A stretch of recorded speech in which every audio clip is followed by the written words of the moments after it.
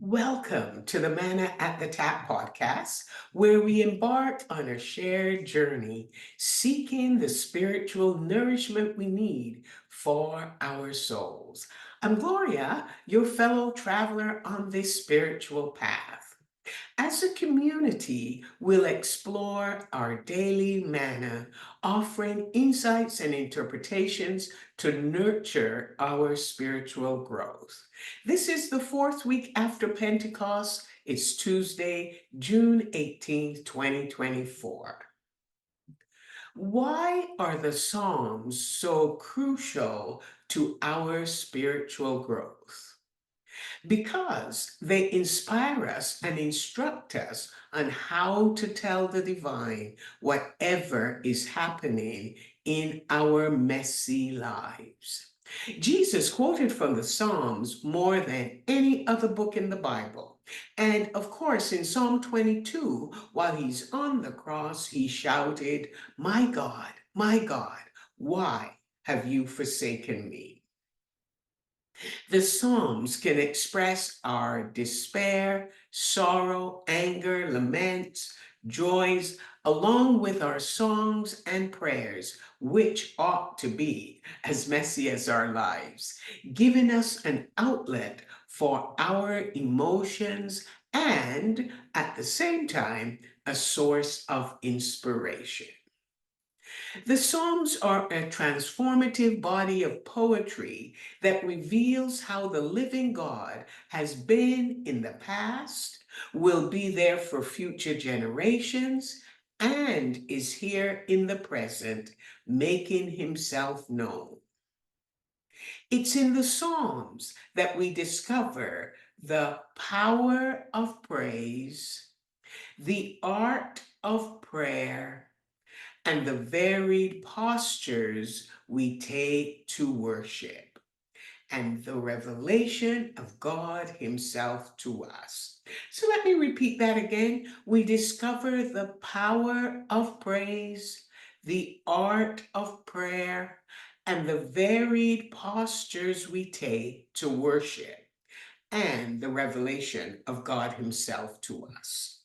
Psalm 1 introduces us to the blessing we can enjoy when we do not walk in the footsteps of the wicked or keep company with mockers. We can learn how to meditate day and night as we delight in the law of the Lord. The lectionary psalm for today is unique. It is Psalm 53, verses 1 to 6, and it's found in the second book of the Psalms.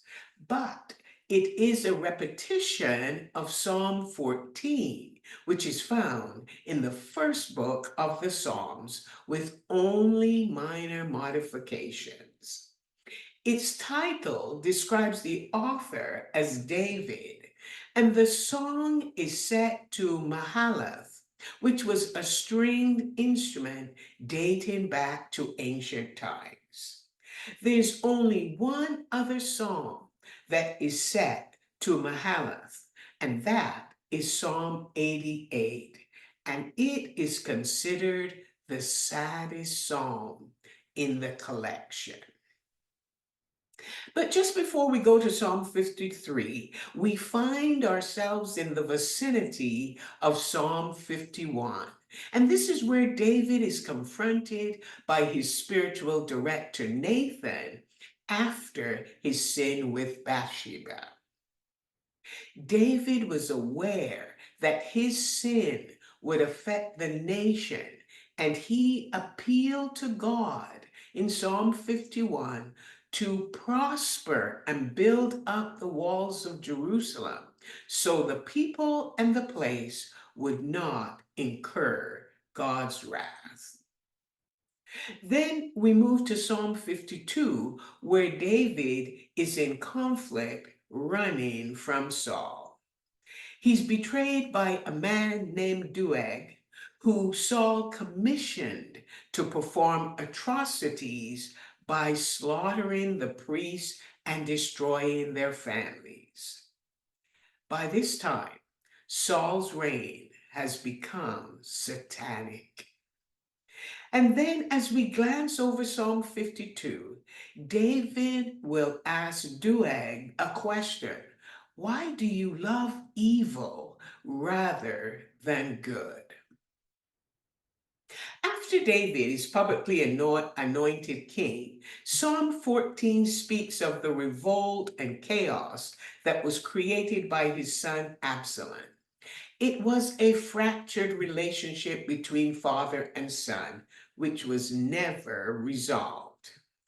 And now, as we move to the lectionary text of Psalm 53, it is Saul who's persecuting David, and David can recognize the same patterns of Psalm 14 when he was facing opposition from his son, who was convinced that God would not keep his promises to David. Both Absalom and Saul sought to kill David, and they were thinking the same way. They were setting themselves up against God, and God will defend his people when they are attacked. This historical context informs us and engages us in the narratives, making us feel more connected to the stories. Evil people may appear strong, never calling on God, but eating up God's people like they are bread.